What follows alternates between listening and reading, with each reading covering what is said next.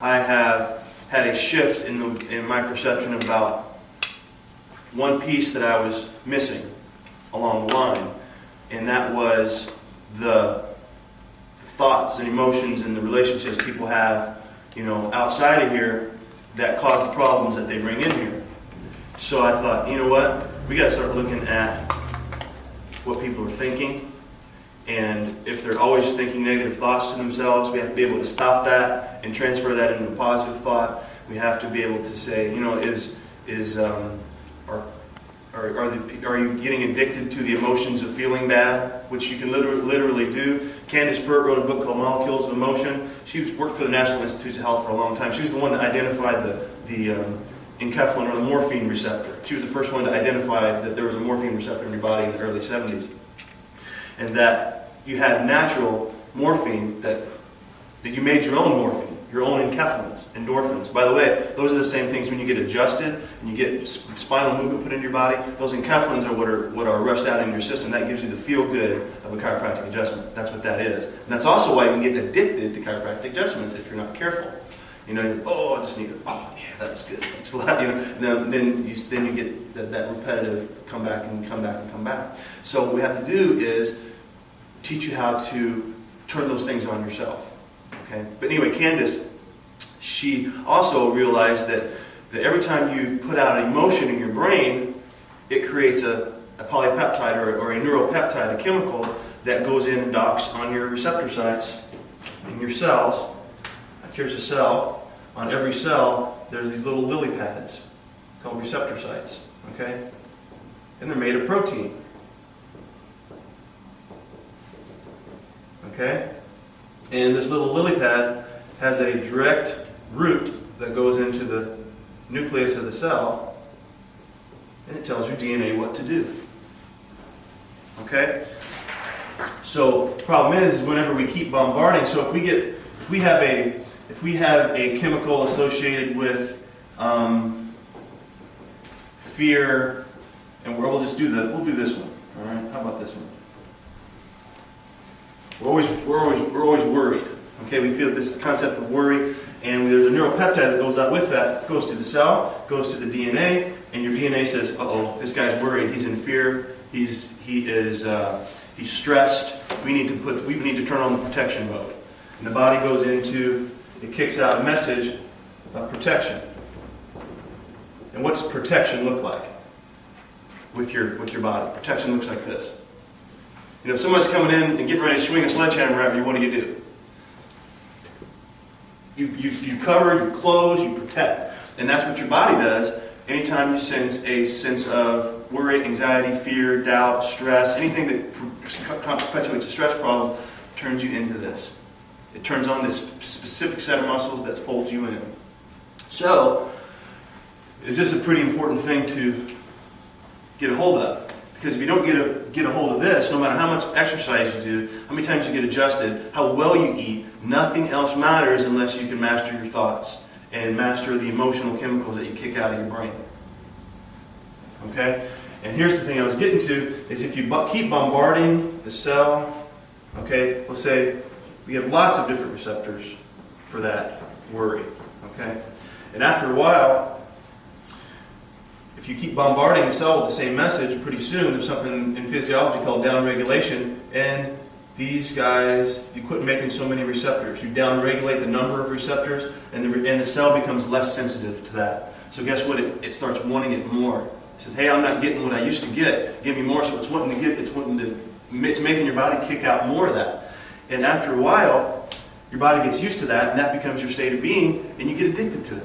You get addicted to worry just like you can get addicted to cocaine. You can get addicted to being sick all the time. You know what? What if you always have the same problem and you complain about it and you get sympathy from people and you get attention and you get, "Oh wow, ever since my hip started hurting, people are really talking to me and concerned about me."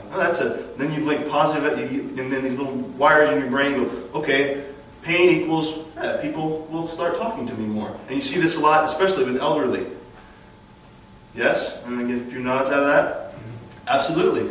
At the end stage, you get to the hospital, all of a sudden everybody comes out of the woodwork to see you.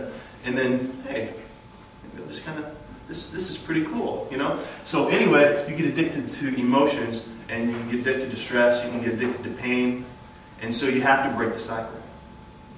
And you break the cycle by breaking the thought pattern and realizing when you're doing this, you have to say, whoop, stop, hit the cancel button, and then start thinking another thought. Okay, something else has got to happen, or else you keep folding more, and then I end up, and I jokingly call it the nursing home shuffle, because you end up, like this, and the head goes forward, the arms fold in, this is the predictable pattern that happens. Your hips internally rotate, your hips go out, your shoulders go in, your neck goes out. Okay, it's similar to what someone with like a cerebral palsy or polio. It's a pathological pattern, and that's the same pattern that happens to us as our body gets under stress over a period of lifetime. Except it doesn't happen that quickly; it happens slowly over time. So we have to put out a opposition against that, and that's what the program is about: is teaching you how to put opposition against that physically, put out an opposition against that mentally, in your mind, emotionally, and also putting out opposition against that nutritionally. And being aware of toxins in the environment and knowing how to help your body get rid of some of those toxins. And there's a lot of things you can do. So this program is based on the thoughts you think, the food you eat, and the exercise you get. Those are the basics. And if you master the basics, you seldom need anything else. And that's the reason I created it. Okay, because I kept seeing the same thing come back again and again and again. And once people who have started doing it and have learned and developed a new habit, you always hear that it takes 21 days to create a habit. It's more like 3 weeks. It's in the early 90s, and President Bush Sr., he launched a program called the Decade of the Brain, where they just tried to figure out how the brain worked, when the goal was to create artificial intelligence. But as a side benefit of that, we learned a lot about how the brain works. Okay, we aren't quite there with artificial intelligence, but I'm sure it's right around the corner. The quantum physics world is exploding, and things that we're realizing now, it's like, wow, by the way I look at something, I can change it. Just by what you believe, you can make stuff happen out here, because it's all what happens inside is the way you see the outside world. And that's what quantum physics is in a nutshell, but that's what this is as well. So you see a lot of the affirmations or the feeling statements around here. Every cell of my being is whole and working in perfect harmony. If you have that belief system versus the belief system of I'm getting older and my body's breaking down every day. That's what you're led to believe. But in reality, every 7 days you have a whole new stomach lining. Every 3 months, your whole entire bone and skeletal system turns over and you have a brand new skeletal system. 100%. You're constantly dying and renewing, dying and renewing, dying and renewing, breakdown, renew. The problem is we focus too much on the breakdown and we don't learn enough on how to renew.